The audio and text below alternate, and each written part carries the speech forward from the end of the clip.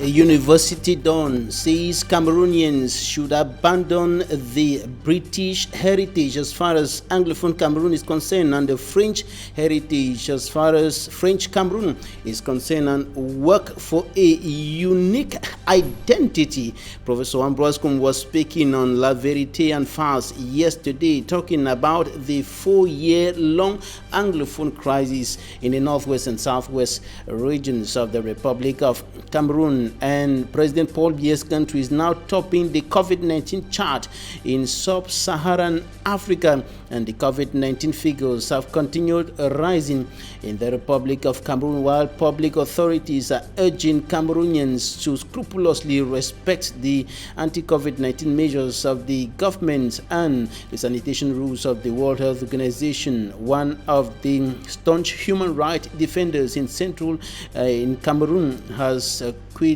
the stage.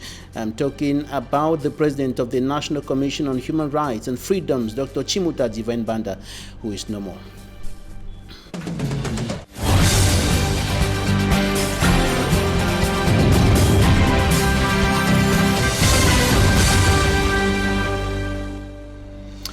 Thanks, ladies and gentlemen, for joining us on this edition of the 6 p.m. primetime newscast on Equinoxe Television, live from my headquarters in Cameroon's economic capital, Douala. I am Bable Jonathan.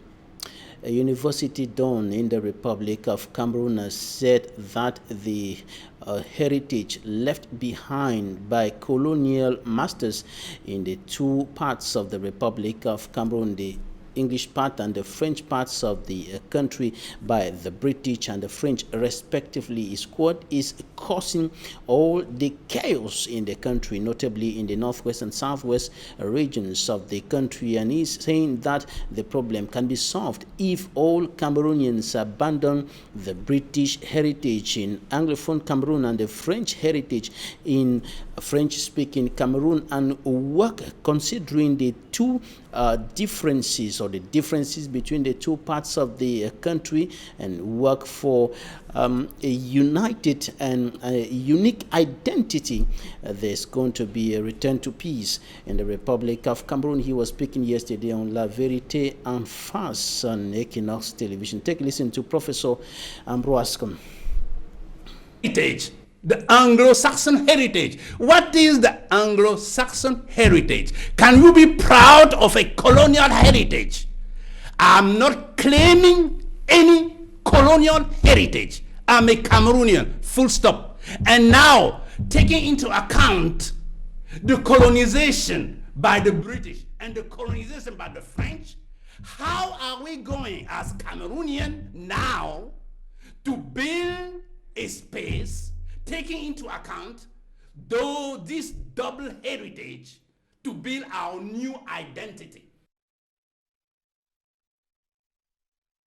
Professor Ambrose a university don urging Cameroonians to work for a new identity, taking into account the double heritage from the British and the French respectively. He was speaking on La Vérité en Face yesterday, and one of those who have been very vocal on national issues affecting Cameroon, notably the Anglophone crisis, Dr. Chimuta Divine Banda, president of the National Commission on Human Rights and Freedoms, is no more. Dr. Chimuta Divine Banda died in a private clinic in Cameroon's political capital, Yaoundé.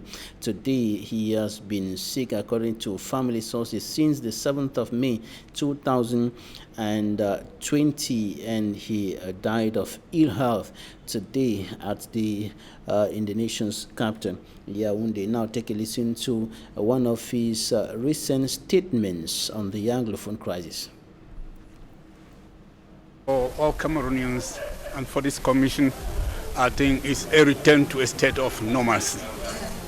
Returning to a state of normalcy where people live without fear of being attacked at any moment. There are parts of this country in which there is rampant killing, there's warfare going on, and we only pray that the call for disarmament could be, and the practice of that disarmament could be effective.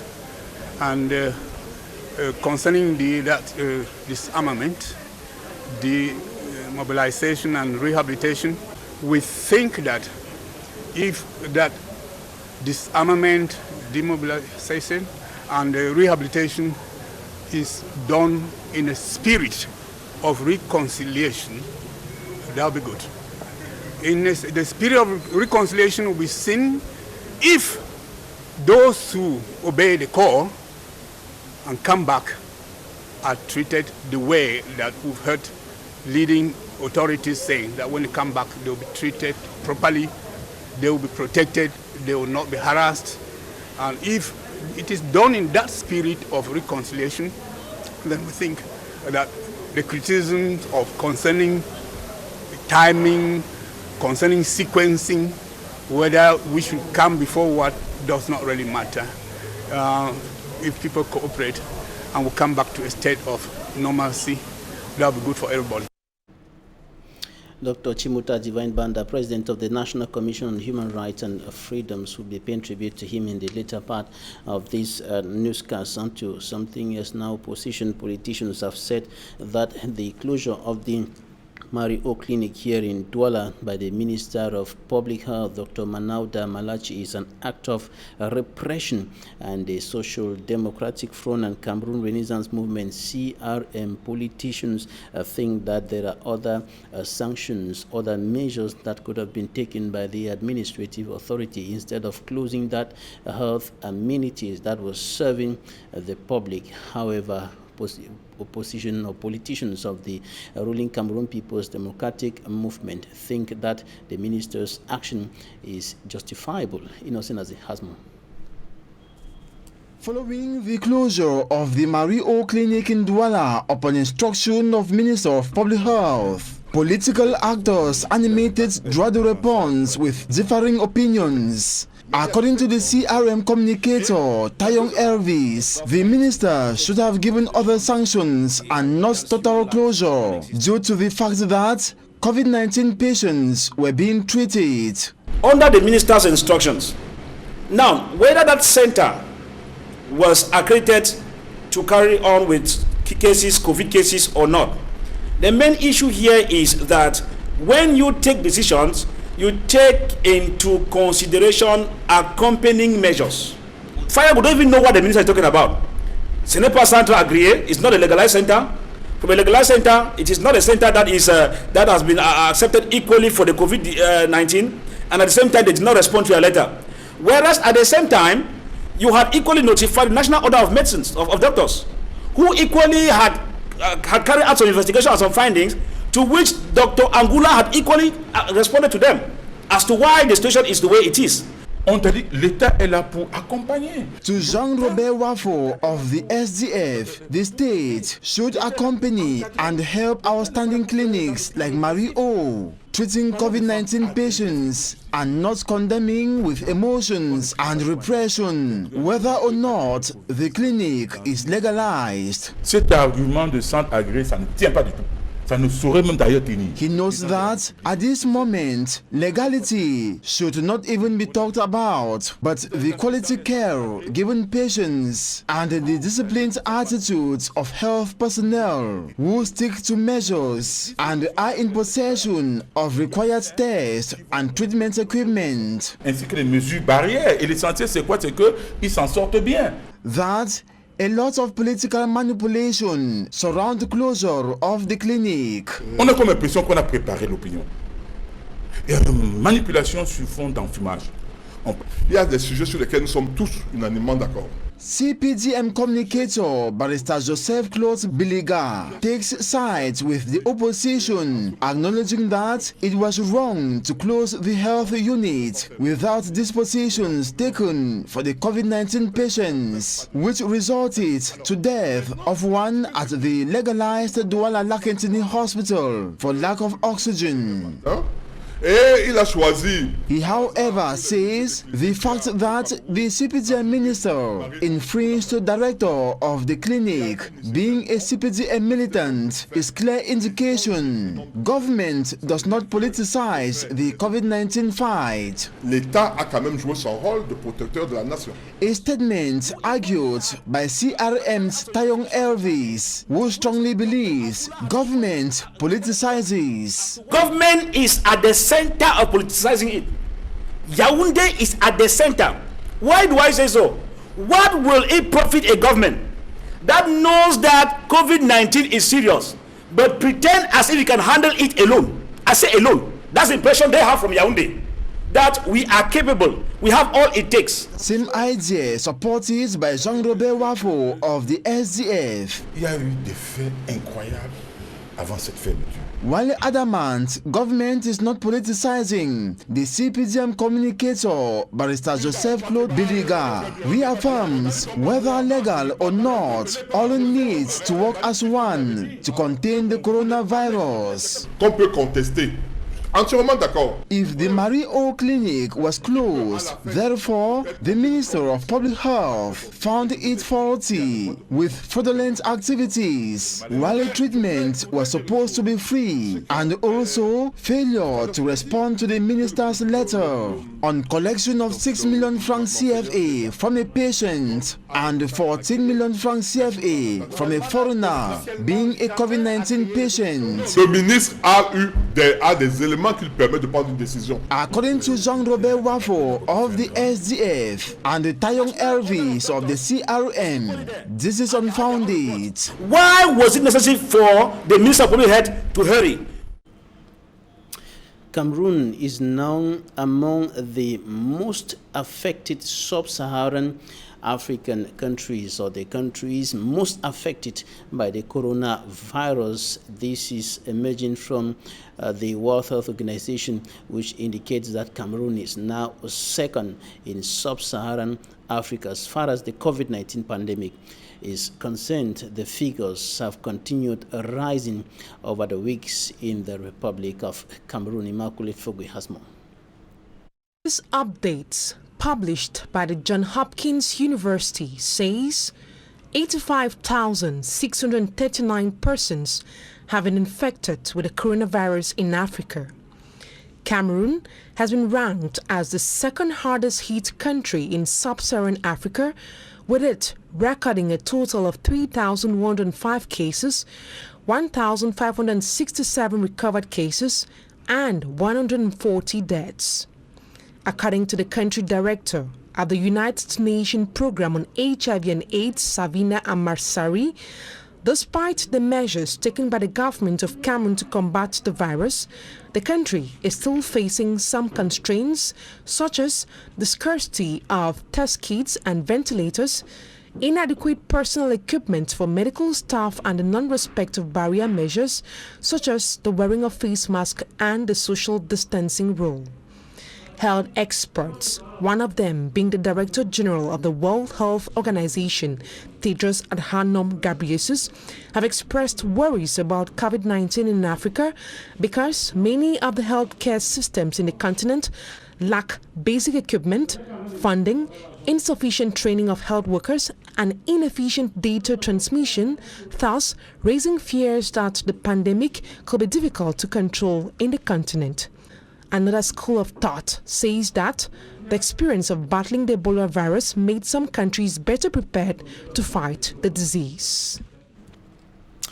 He undertook an initiative known as Suivi Cameroon Survival Initiative to help in the fight against coronavirus in the country by raising funds to assist government in the struggle to contain the virus. But that initiative was qualified as illegal by the Minister of Territorial Administration at Tanganji Port, who called for an end to that initiative because it did not seek for authorization from his ministry. He was at the Ministry of Public Health to offer COVID-19 materials, and the materials were not received. He was rather asked to go to the Ministry of Territorial Administration, and today he was there, but he was not received Professor Maurice Kamto, National President of the CRM political party and leader of the initiative, Suivi Cameroon Survival Initiative.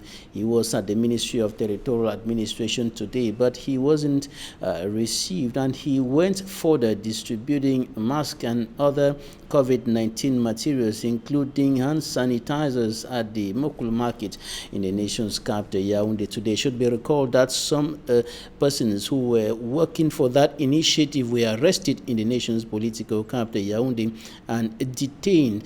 And the ministers of the Republic, Public Health and Territorial Administration are yet to receive the aid from the Suivi Cameroon Survival Initiative to help in the fight against the coronavirus. In the meantime, the over 2 million masks made available by the President of the Republic of Cameroon for vulnerable persons in the country is being distributed or dispatched to the 10 regions of the country. The littoral region received its own share today. The governor, Samuel Dedoneva Hadibua, received the face mask from the President of the Republic in Bonanjo here in Douala today, and the face mask will be distributed to vulnerable persons within the region. Take a listen to Governor Samuel Dedoneva Hadibua in this extract. The head of state has given a gift. We received some of them last week or 2 weeks ago, but now he is still asking the Minister of Territorial Administration to make an effort again to make people that are on bicycle, that are on vehicle, that are on the market to wear those masks. But you have seen that in the littoral region. Let me say, a huge part of people are wearing, but some of them are joking.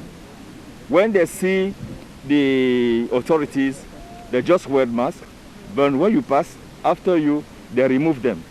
It's not a joke against the government, but it's a joke against the deaf. So I'm asking people to be serious and to have a kind of responsibility. They have to be disciplined. And I'm asking every one of us to sensitize those populations within the market, within shops, within the place where people can be gathered, and to respect all the other rules that the head of state has given to us. And the other COVID-19 materials offered by the President of the Republic of Cameroon are equally being distributed across the region. Face masks and hand sanitizers were distributed recently in Tombel in the southwest region of the country. But the people in Tombel have been complaining that the presidential aid is grossly insufficient compared to the population expected to receive. Details with Immaculate Fogwe. Trucks loaded with President Paul Biya's material assistance heading to Tombel in the Kupe-Manuguba Division, southwest region of Cameroon. The gifts, which consist of hand sanitizers, mobile taps, buckets, face masks, and other sanitary kits, are meant to assist these locals. The population of Tombel have been badly hit by the over 3 years Anglophone crisis, which is having a devastating impact on the economic strength of the people. According to the divisional officer for Tombel, the gifts are meant to mitigate the spread of the coronavirus in the area. Giving these items is like a wake-up call to the population that the COVID-19 is not yet over, and the measures that have been enacted by government must be scrupulously respected. And I mean by these measures, I mean that the wearing of masks is an obligation, and nobody should appear in any public place without a mask. We do hope that our chiefs who are here representing the population, they will take the items and then share back equitably as they are supposed to do. Of course, though a lot of them expressed joy while receiving President Paul Biya's material assistance, others think a lot more has to be done by the government as far as mitigating the spread of the coronavirus is concerned. We are happy that the head of state has come to us, but we are saying that we are pleading that the material sent this subdivision are a bit insufficient because not all villages are represented here, and the mass of the people are living in the peripheries. So we're praying that next time the people who are on the ground to do the facilitation should do it better than this. But we're happy. We're happy. The head of state, Paul Biya, had offered gifts worth 2 billion CFA francs to 360 subdivisions in Cameroon to help tackle the coronavirus pandemic.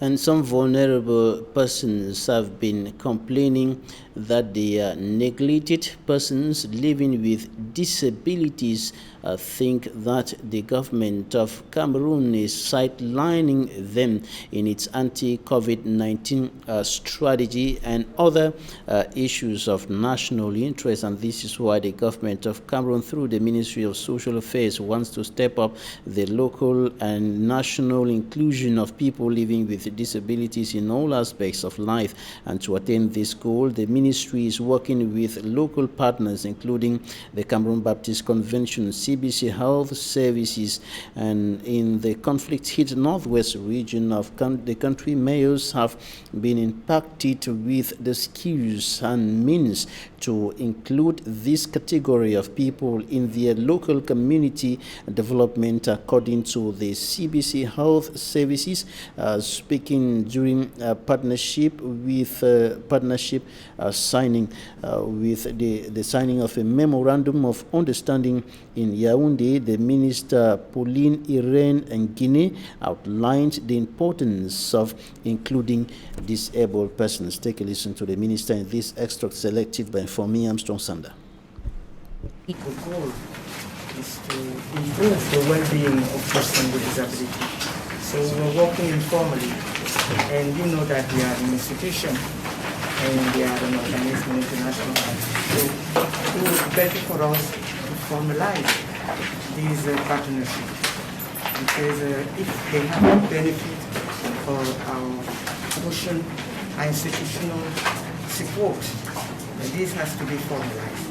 That's why we thought not only the goal is to improve the well-being of persons with disability, but the purpose is to foster collaboration, to facilitate development of strategy, to mainstream disability in local and national development efforts. Informally, we have worked with this with the Baptist Convention Health Services for long now.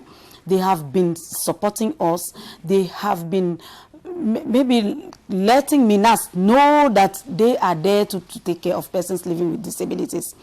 And you know, the Ministry of Social Affairs is the overall administration that takes care of persons living with disabilities, but the ministry cannot be everywhere at every time. The ministry is there for the policies and we implement at our level, but the Baptist Convention Health Services, they go further than we can go.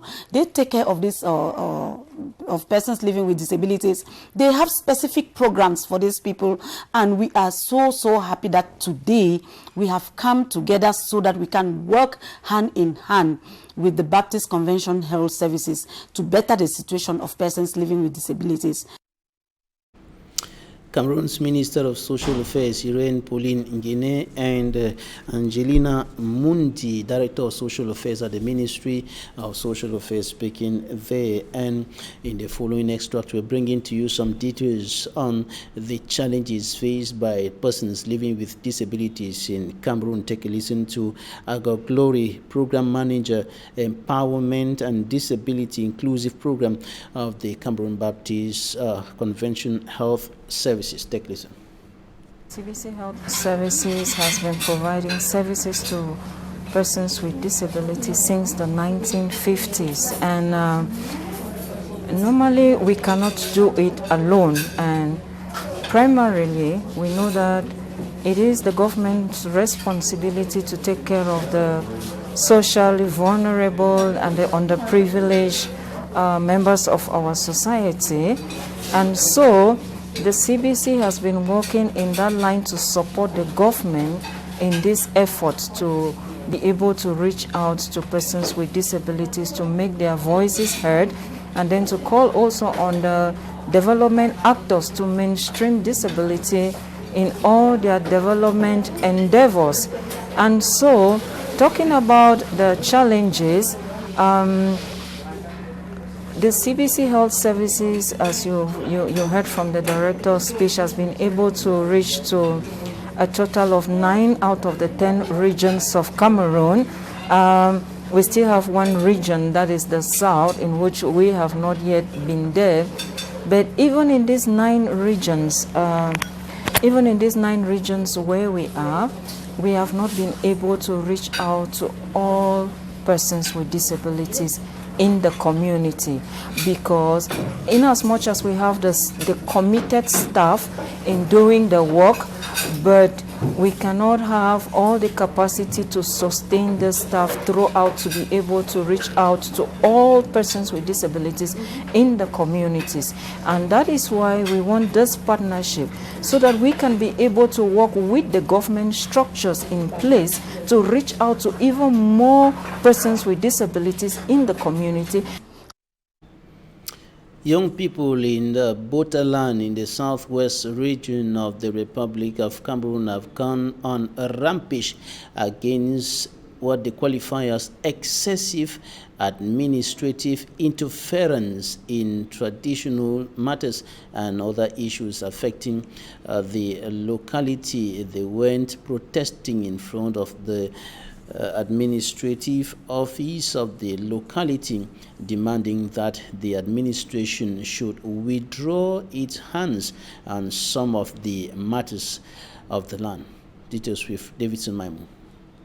The villagers of Botaland village in Limbe 2 subdivision came out in their numbers, carrying placards with various messages in front of the DO's office at Mukundange, headquarters of Limbe 2 subdivision, on a peaceful protest, what they call the interference of the administration with the traditional management of their village. We can't tell DOC as I say with the placard. May move your hand for our village for problem. If you want to put your hand, put hand for peace. Yes, may not put your hand for problem. But in Botala, we remember Botaland. All the whole world know we. Yes, we know the change.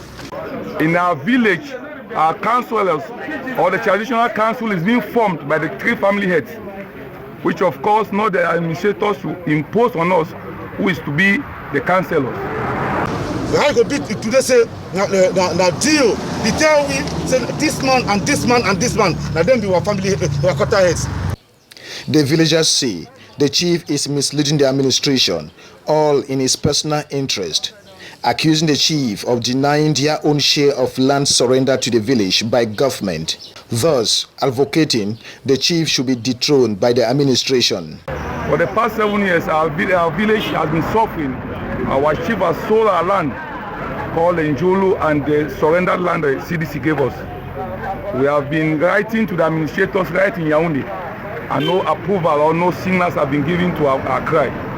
We Botaland people now will be elected. We don't talk against it. We don't want it because it mismanage our properties. We don't need their chief again. We need new chief at the line. They were told at the DO's office that the divisional officer is out for other state imperatives. Sources at the DO's office say the administration had nothing to do with the putting in place of family or quarter head, as the administration only work with lists presented by the recognized chief of the village. Every effort for this reporter to speak to the chief was unsuccessful. It should be noted that it is not the first time villagers of Botaland are protesting against their chief, all related to land surrender to the community by the state through the Cameroon Development Corporation, the CDC. Coming up, we're taking you to the Japuman neighborhood in the Douala 3 subdivision, where several inhabitants are living with a permanent risk of landslide as a result of erosion that has dug very deep holes around their homes. Details with Smart Jake and Gabriel.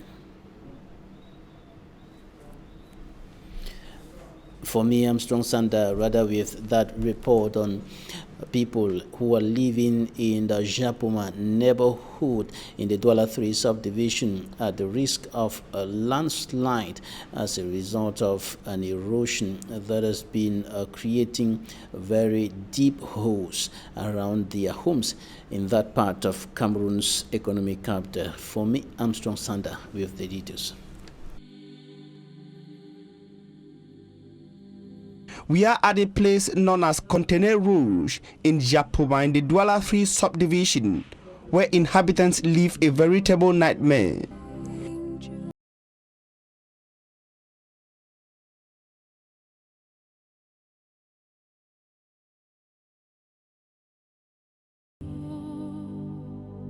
In this neighborhood is a ravine, a veritable threat to their lives, houses and properties. But listen, it wasn't a situation 2 years ago. Inhabitants say what existed here was a footpath linking houses in the neighborhood to the loan school that exists in the area. Comme vous voyez, c'était une grande route qui montait. The nightmare, call it a growing monster, began with the construction of the road linking the Japoma Sports Complex through Japoma to the rest of the city of Douala. Runoff from across Japoma was diverted to the little path that existed here, resulting to high waves when it rains, intense erosion and consequently the unbearable ravine here present. If the government does not help us, we will not know what to do. We suffer to raise these houses with the hope to raise our families here forever. Unfortunately today, we are seen trying to save the houses from being carried away to no avail. We need help. Le ciment, ça ne donne pas. On met les piquets, ça ne donne pas. Le gouvernement ne sait pas ce qu'ils attendent. Nous sommes démunis. Several houses in the area have been abandoned by owners who have opted to save their lives over the houses they've worked hard to build. When it rains, the whole neighborhood is on high alert. No one can sleep. Everyone is afraid that their houses can be swept away. Nous tous, nous sommes dehors de peur que ça peut se casser directement, il peut y avoir glissement. Avec les petits enfants comme ça, ils ne savent même pas comment ils veulent faire. Nous sommes foutus. Hein? Look at the little children I have. What will I do with them? All my life's saving was used to build this house, and now we can't live there because of the rains. The river is steadily eating up the foundation of our house, and with the coming rains, we do not know what to do again. Nous sommes morts ici là.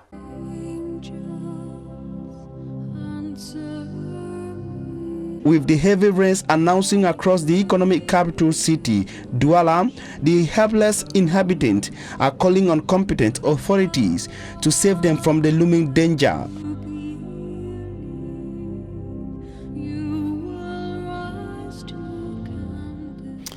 That's the end of the first part of the newscast. Talking Point is up next.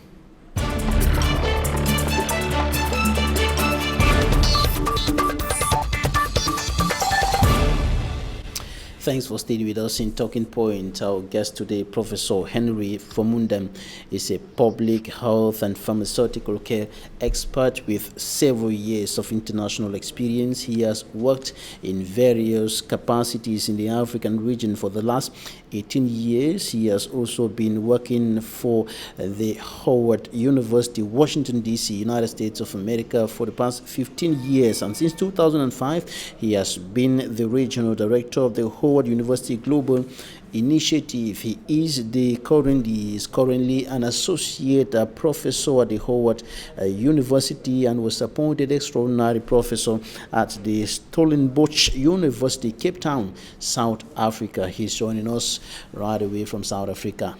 You're welcome, Professor.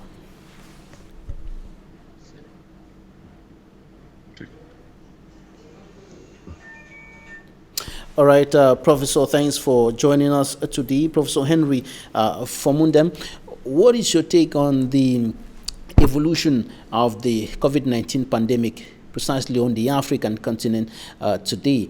Cameroon is second. Your home country is second on the COVID-19 chart in sub-Saharan Africa. What do you think about this? Well, let me start by thanking you and your televiewers for the opportunity to come and interface on this pandemic that has been very critical and has been keeping some of us and many other people very busy.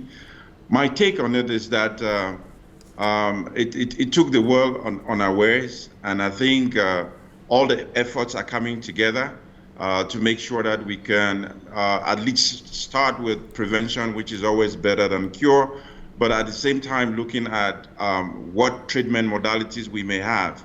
And the continent in Africa, which I've worked in so many countries, I dare to say that they're doing very well in the pandemic that takes place on a continent where the healthcare infrastructure is very, very wanting in many ways. And my work has been in the area of HIV, and for many years, the infrastructure was even worse than that. And so dealing with such an epidemic, I could see some of the African countries struggling, but making enough progress. And I've been keeping up with what is happening in Cameroon to an extent. And I think from the perspective of the Ministry of Health and Government, it's been going very well. But what I see with the population of Cameroon, the prevention measures, I think there's something that needs to be done a little more than what is being done right now, because I see people, I don't see the physical distancing or the social distancing, if you want to call it. And so I see a lot of people not actually using their face masks properly. And these are all very challenging situations that in South Africa, where I am, there are 15,000 plus cases that have tested positive. And so I'm very concerned with how the prevention efforts are going in Cameroon. How well is the COVID-19 pandemic managed in South Africa? Well, South Africa has a much better infrastructure compared to several African countries, probably has one of the best. But South Africa is a very unique country on this continent because it's a two-world living in one country. It's a very developed country in one part, and in the other part, it's much less developed. And so you have the townships where it's mostly the blacks who are living in the townships. We were on level 5 lockdown, which is a total lockdown. Total lockdown means the only places that are open would be the hospital, the pharmacy, the grocery shop. It's left from level 5 to level 4. And so in some of the very affluent areas, it's been well respected, but in the black neighborhoods, which is the townships, we're having some of the challenges that I just described in Cameroon, where you have people walking around without a mask, and it's very challenging because some of those areas, you have people who live on a day-to-day basis. They need to drive a taxi, they need to sell some food stuff, tomatoes, in order to get something to eat at the end of the day. So it's very difficult for such people to comply. And so what South Africa did as a country was to put together food packages for some of these people that have those kind of challenges. But we see that it's still a rise in the people that are being confirmed positive. Quite a good number of people are also recovering from it. And so the government is, because they have the resources, they're actually staying on top of this. When you look at how the government of South Africa is managing the pandemic, when you look at what is happening in countries like Senegal, in countries like Ivory Coast, and even in neighboring Nigeria, the way the COVID-19 pandemic is managed in these countries, do you think that the government of Cameroon is at its best, or there's still more that has to be done in order to stop the COVID-19 figures from rising in Cameroon? Well, there is always room for improvement, and I just described a scenario in Cameroon which is a little bit uncomfortable, and that is that of prevention. I think it should be focusing more on actually on educating the people, working through the masses, working through the structures that you have, particularly in rural areas where you have to be able to have structures on the ground. You have perhaps in places like Northwest, Southwest, where you have the chiefs, you have to be able to work through those structures that are existing. And then in the urban areas, you have to look for means to be able to make sure that you're actually educating the people, because healthcare education is very important. And if you try to do a government top-down approach, a lot of people enjoy defying the government throughout the world. So it's a matter of educating them that it's about their health. And I think some of the measures that the government has put together are very sound and very good. But how do you ensure that people comply with that? That's always the challenge. And I think it lies within the health promotion, health education. And I think the Ministry of Health is doing a lot, but they need to do a lot more than what they're doing right now. And the President of the Republic has made available over 2 million masks for the vulnerable persons in the society, and he has also disbursed over 2 billion francs CFA for the provision of some anti-COVID-19 materials to Cameroonians across the 10 regions of the country. Are these laudable initiatives? They are. And it's something to congratulate him for putting that to the public. But putting it to the public, it's one thing. So part one or phase one has been properly done. Phase two is to get the people to use it, to comply with it. And that's what has not been done properly, because if you see people in the markets, which I've seen on some of the programs, I've seen on the social media, you still don't see them being very careful. You don't see them complying. So putting that together, putting the materials, the PPEs, and everything that you need to put together, it's one step. But the other step is getting the people to use it. And I think that's where we still have a lot of work that we need to do in Cameroon. I do a lot of work in Zambia too, and it's a similar thing that we see in Zambia, but I want to say what I see in Cameroon is a little bit worse than what I see in some of the other countries, which means all of us have to put hands on the deck and make sure that it's not only government. Government is one arm of it. It has to be able to partner with people in different groups that are existing in the villages, in the cities. They have women's groups, you have the youth groups, everywhere that you see. And in the Momo Division area where I come from, I'm part of a team within the Meta region that is trying to see how do you manage this in a village setting. And so I joined them on the phone to be able to give ideas and suggestions how we can convince even people in a rural area to be able to keep up and be able to use the mask properly. That's number one. Use it consistently. That's number two. Hand sanitizers. How do you actually convince them to be able to use it? The most important thing is the health education. Making sure that they in turn believe in what you're telling them, so they understand and then believe in what you're telling them. But there's some health experts like you who think that the government or the head of state could have done better instead of what has been done. Should have simply, for example, improved on health infrastructures across the country, reduce the cost of face masks. For example, in Chad is about 200 francs, subsidized by the government, of course, and while the head of state is dispersing 2 billion francs CFA for this, and then putting 1 billion in the special fund for the fight against coronavirus. Other countries like Senegal, Ivory Coast, Ghana, Nigeria are dispersing, more than 10 times or 20 times that amount for the fight against coronavirus. I think that's a good question, good observation. I would think a little bit differently in terms of what has been put together now. Are we saying that it's inadequate? I don't think we're at that level of saying it's inadequate yet. I think in terms of the numbers, the quantities, I think what we should be saying is that what has been put to the disposal of the entire population, are we very efficient and very effective in the way we use it? And I think the answer is no. So putting more as in terms of quantity, that doesn't address the question. No, we will be able to make that point very confidently if what has been put to the disposal of the population has been adequately used the way it should be used. Then you can make a good point to say, we have this in place and we need more. Then at that point, you'll be able to point fingers to say, what we got was not adequate. But take a look at it. And in terms of people moving in the cities and the markets in Douala, in all of these places, what they actually have is a lot of the people are either not wearing a mask or wearing it very wrongly, which means it's under their chin, which means we should actually be calling it a chin mask. So giving somebody a lot more than that when they're using it wrongly, it's not going to help. In Italy, for example, what they did with the population is they gave them, make sure that everybody has about 4 or 5 masks.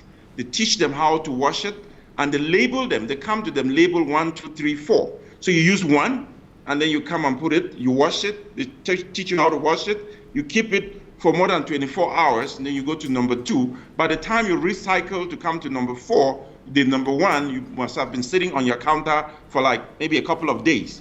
So that kind of teaching is what we want to see people engage in Cameroon. And then if they use it properly, then our next phase is to say, we need more.